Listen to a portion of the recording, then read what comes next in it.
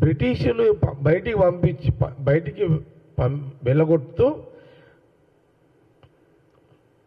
దేశ ప్రజలు స్వతంత్రంగా జీవించే హక్కుల కోసము మహాత్మా గాంధీ గారి యొక్క నాయకత్వంలో ఆ రోజు నెహ్రూ గారు, జవహర్లాల్ నెహ్రూ గారు ఆనాడు ఆ సంగ్రామం దేశ ప్రజల కోసం మొదలైన ఆ సంగ్రామం స్వాతంత్ర సంగ్రామంలో నుంచి వచ్చిన కుటుంబమే ఈ రాహుల్ గాంధీ గారి కుటుంబం.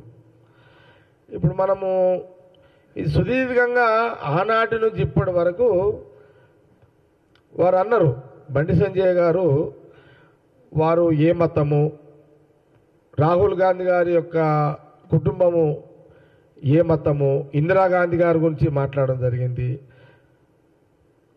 ఇందిరాగాంధీ గారి భర్త గురించి మాట్లాడడం జరిగింది, అట్లాగే సోనియా గాంధీ గారి మతాన్ని గురించి మాట్లాడిండు. ఇవన్నీ కూడా వారికి బండి సంజయ్ గారికి తెలిసి మాట్లాడిండా, తెలుసుకోకుండా మాట్లాడిండా, అవగాహన ఉందా లేదా, కొంత అవగాహన బండి సంజయ్ గారు లేకపోతే అవగాహన కల్పించే ప్రయత్నమే నేను కాంగ్రెస్ పార్టీ పక్షాన నేను ఈ గాంధీభవన్ మీడియా ద్వారా నేను తెలియజేస్తున్నాను. ముఖ్యంగా నేను చదివి వినిపిస్తాను. రాహుల్ గాంధీ గారి యొక్క కుటుంబము బ్రాహ్మణులు, వాళ్ళు బ్రాహ్మణ్స్, వాళ్ళు హిందువులు. ఇది గమనించాలి. ప్రధానంగా బండి సంజయ్ గారు గమనించాల్సింది ఏంటంటే, రాహుల్ గాంధీ గారు వారి కుటుంబము వాళ్ళు బ్రాహ్మణులు, వాళ్ళు బ్రాహ్మణ్స్, వాళ్ళు హిందువులు. లేదు బండి సంజయ్ గారికి ఏమైనా డౌటా, బ్రాహ్మణులు హిందువులు గారు అని ఏమైనా డౌట్ ఉంటే అడగొచ్చు ప్రశ్న. బండి సంజయ్ గారు ప్యూర్గా వాళ్ళు బ్రాహ్మణులు, వాళ్ళు హిందువులు. ఈ జవాబు బండి సంజయ్ గారికి సరిపోతుంది, ఈ జవాబు. ఇక వారి కుటుంబాన్ని గురించి కొన్ని ప్రశ్నలు వారు మీడియా ద్వారా ప్రశ్నించడం జరిగింది కాంగ్రెస్ పార్టీని. అందుకే నేను కొన్ని విషయాలు మా గాంధీభవన్ కాంగ్రెస్ పార్టీ పిఆర్ఓ వారు ఇచ్చిన ఇన్ఫర్మేషన్ ప్రకారము మేము మీడియా ద్వారా యావత్ తెలుగు ప్రజలకు తెలియజేసే ప్రయత్నం చేస్తున్నాము. ముఖ్యంగా చెప్పాలంటే, దేశానికి స్వాతంత్రం తెచ్చిన తర్వాత కులాలకు మతాలకు అతీతంగా రాహుల్ గాంధీ గారి యొక్క కుటుంబం ఉంది. రాహుల్ గాంధీ కుటుంబం ఎప్పుడూ రాజకీయంగా కులాన్ని వాడుకోలేదు. మన భారతదేశ సాంప్రదాయ ప్రకారము భార్య ఏ కులంనైనా ఏ మతంనైనా భర్త ఏ కులంతోటైతే, అంటే మన సాంప్రదాయం హిందూ సాంప్రదాయము, ఒక ఆడపడుచు తన భర్త ఏ కులమున్నా ఏ మతమున్నా ఎవరి ఆ మతానికే వర్తింప జరుగుతుంది. అందుకే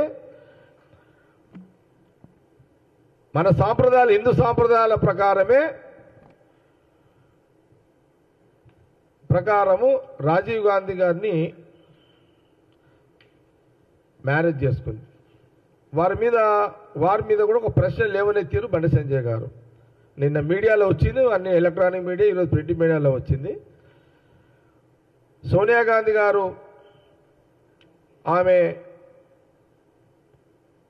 క్రిస్టియను, ఏ మతం అని వారు అడిగారు.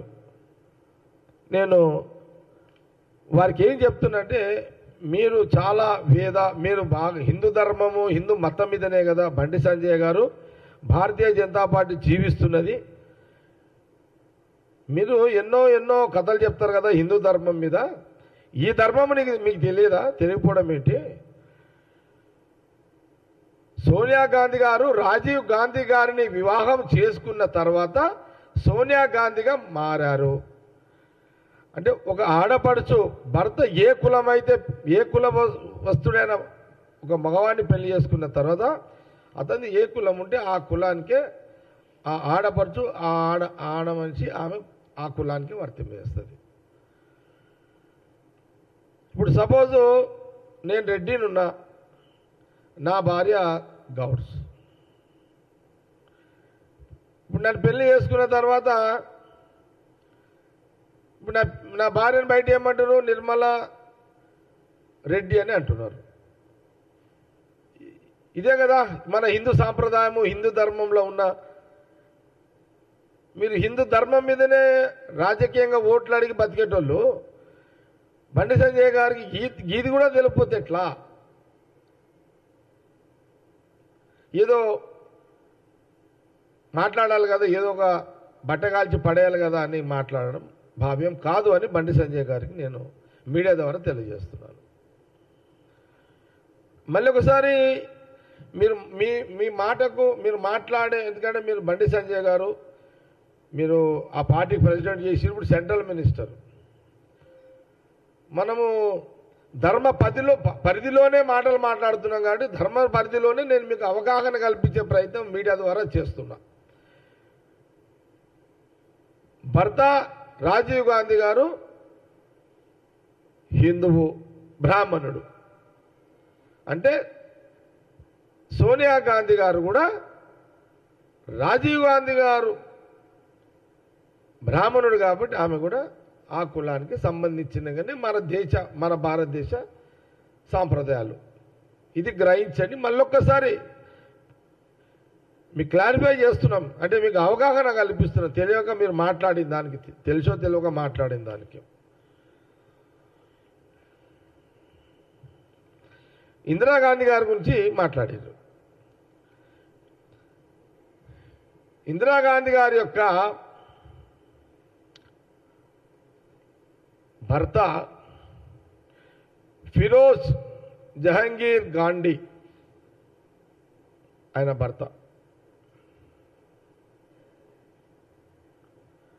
స్వాతంత్ర ఉద్యమంలో గాంధీజీ వెంట ఉండేవాడు. ఆయన సహచర్యం కారణంగా తర్వాత క్రమంలో ఆయన పేరు ఫిరోజ్ గాంధీగా ప్రజలు మార్చారు. మహాత్మా గాంధీ స్వాతంత్ర ఉద్యమంలో పాల్గొనే క్రమంలో గాంధీగా ఉన్నటువంటి ఫిరోజ్ గారు వారిని గాంధీగా ఆ రోజు దేశ ప్రజలు స్వతంత్ర ఉద్యమంలో మార్చారు.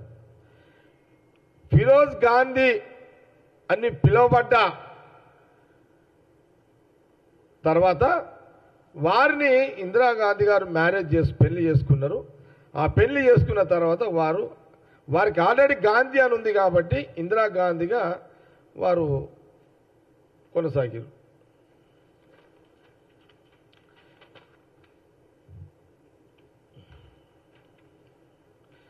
అసలు ఇంతకుముందు చెప్పినాను, మళ్ళీ ఒకసారి చెప్తున్నాను.